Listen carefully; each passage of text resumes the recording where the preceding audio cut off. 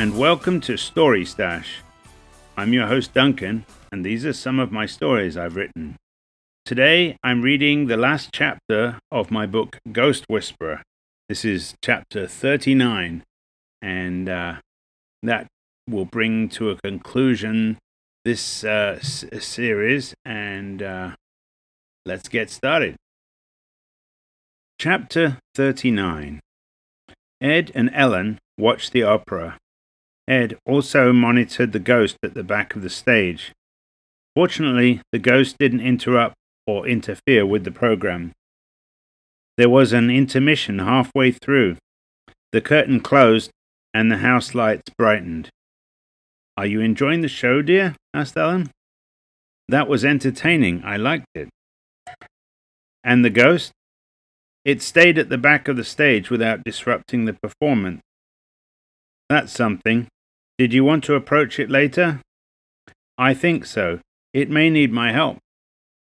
"Yes, after the show. I must speak with people out front. Can you visit the ghost without me?" she asked. "Yes. I'll be quick about it. I assume you want to introduce me to your friend." "Exactly. Would you like a snack?" "Sure."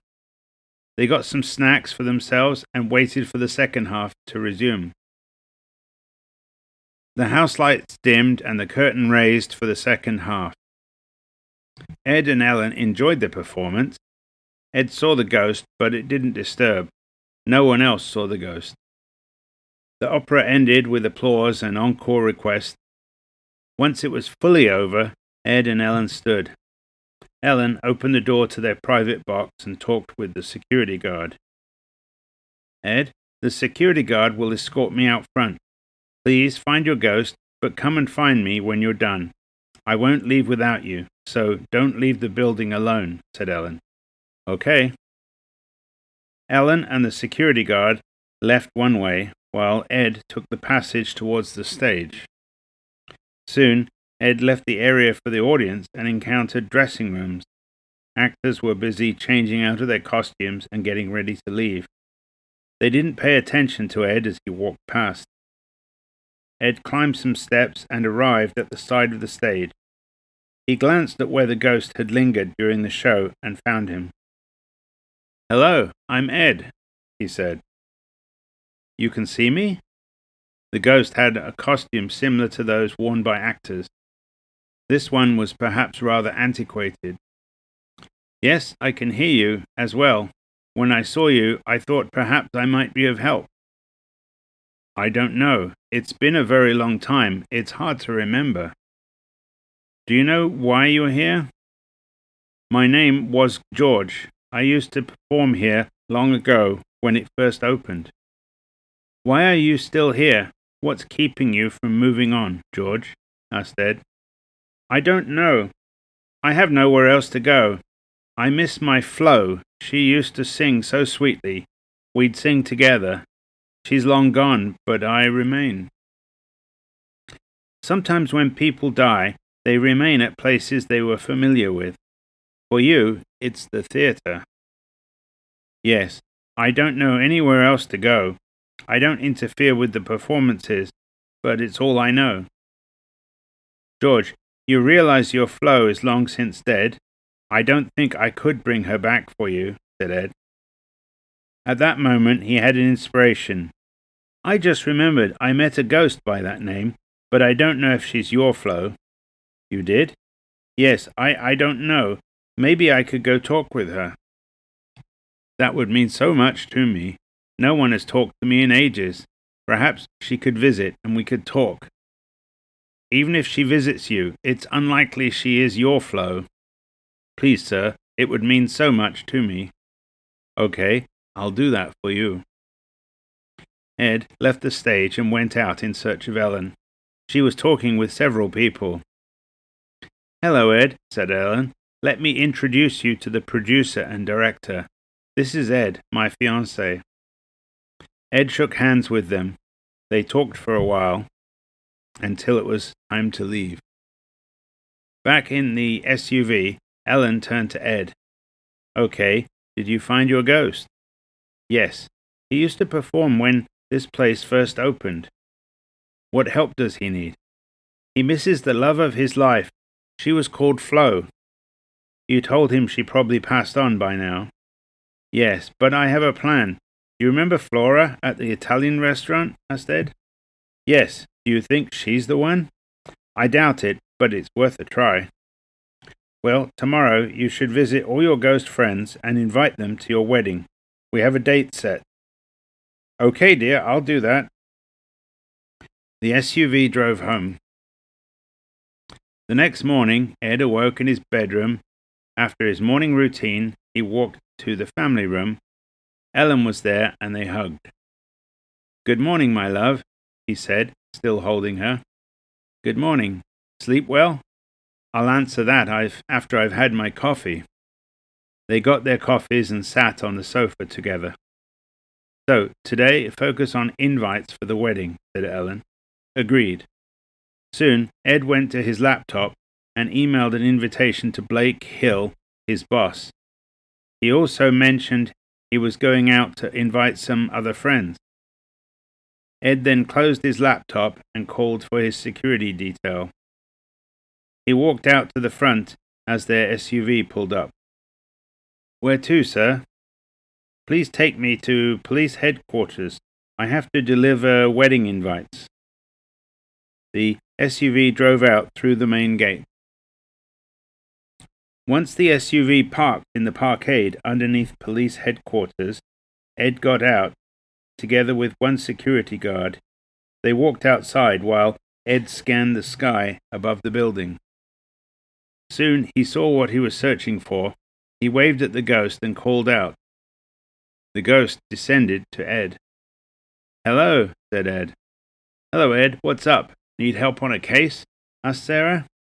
No, this Saturday Ellen and I are getting married. You're invited.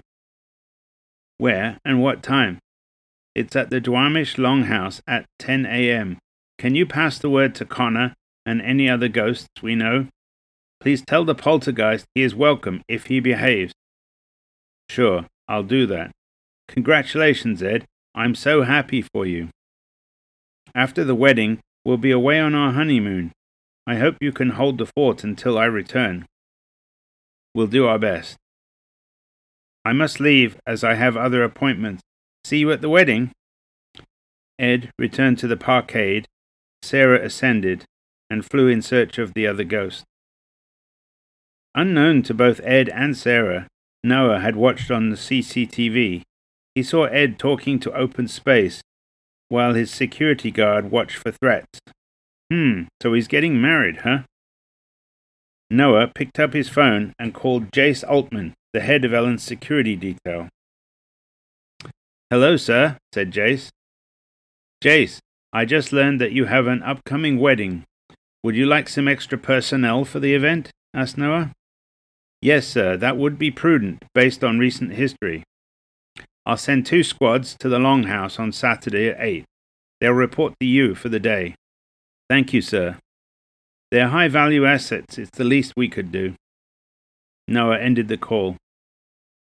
The SUV drove through downtown Seattle until it stopped near the Italian restaurant. Ed got out with one security guard, and they went inside. The security guard sat near the entrance, while Ed chose a seat further inside.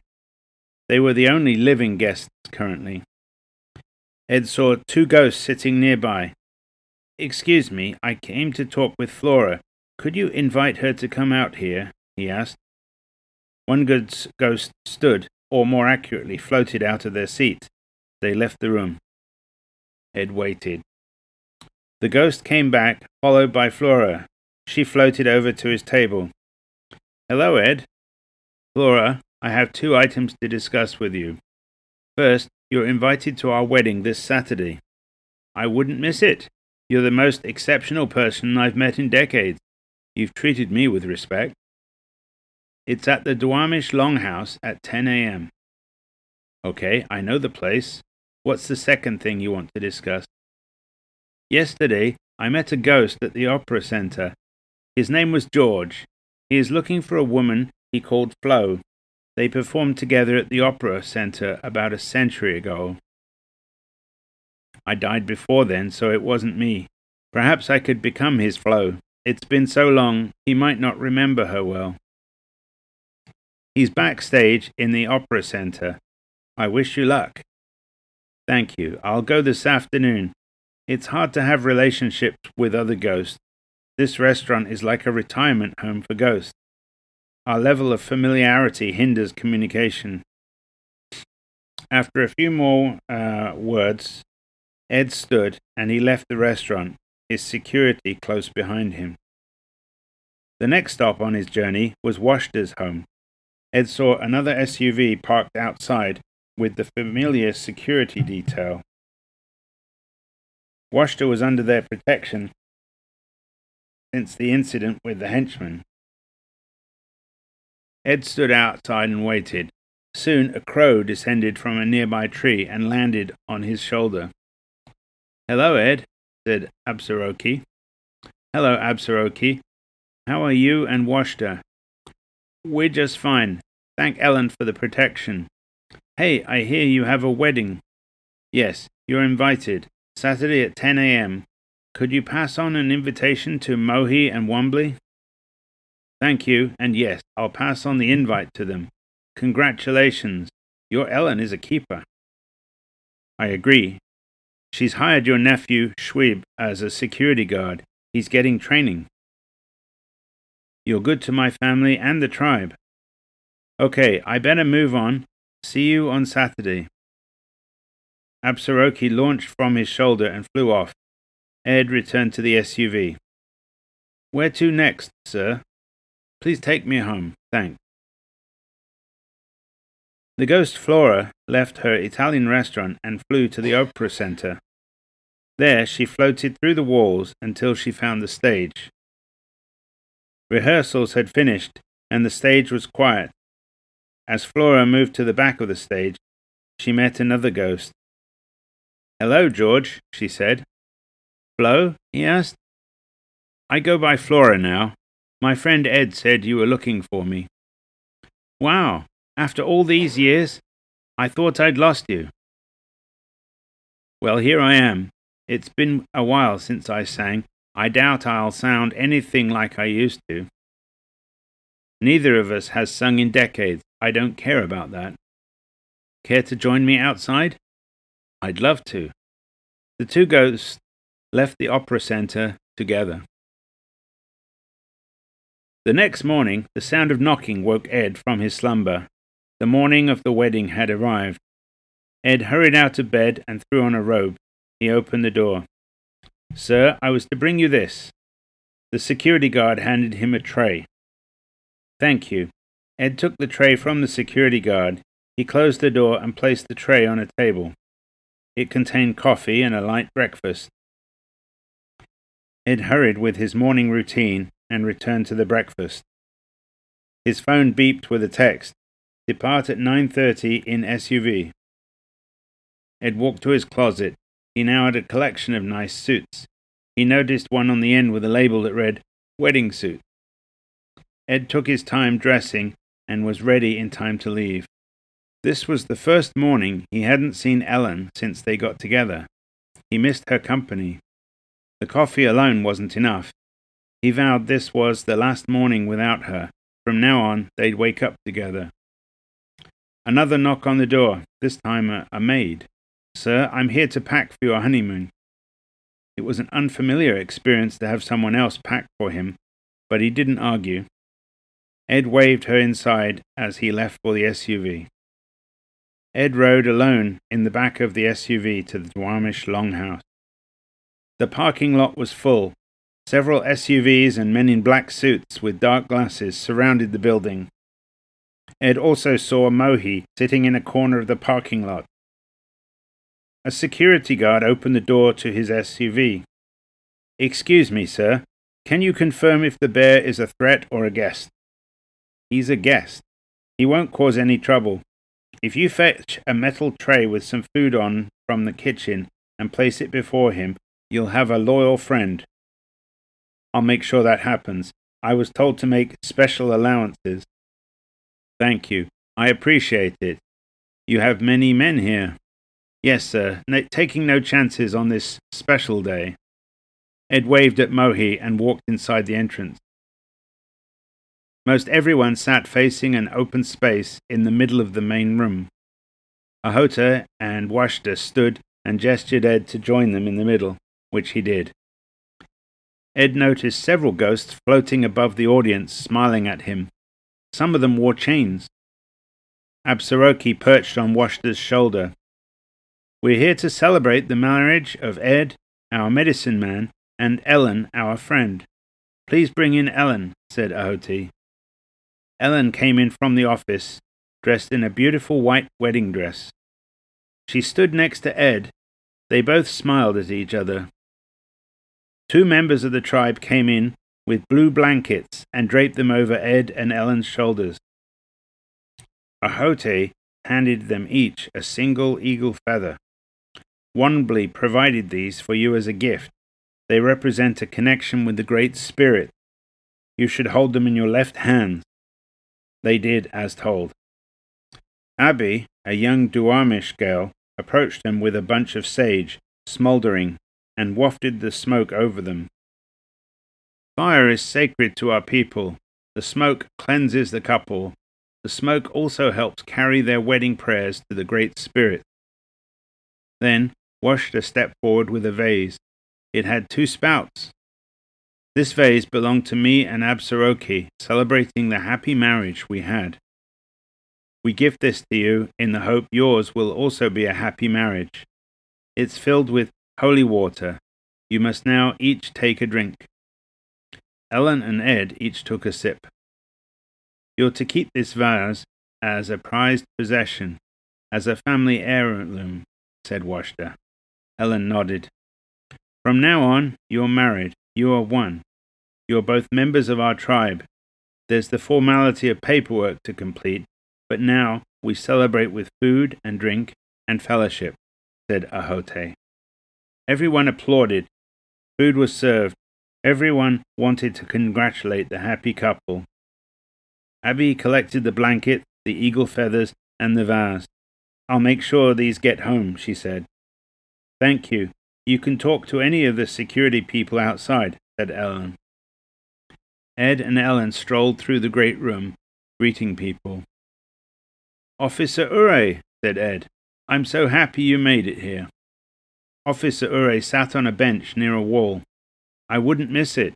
This is the wedding of the century. Did you get some food and drink? Asked Ellen. Officer Ure held up a plate. Yes, they take care of me. I'm also a hero around here. That's good to know. Try to avoid bullets while we're away. We're going on a cruise for our honeymoon, said Ed. Will do, Ed. Have fun. Ed and Ellen continued greeting their guests. They came upon a couple with a little girl that looked familiar. She was a girl from the Snoqualmie tribe that Ed rescued. Hello again, Ed said to the little girl. Hello, Mr. Medicine Man. This is a great wedding. I'm glad you like it. Did you get lots to eat? Yes.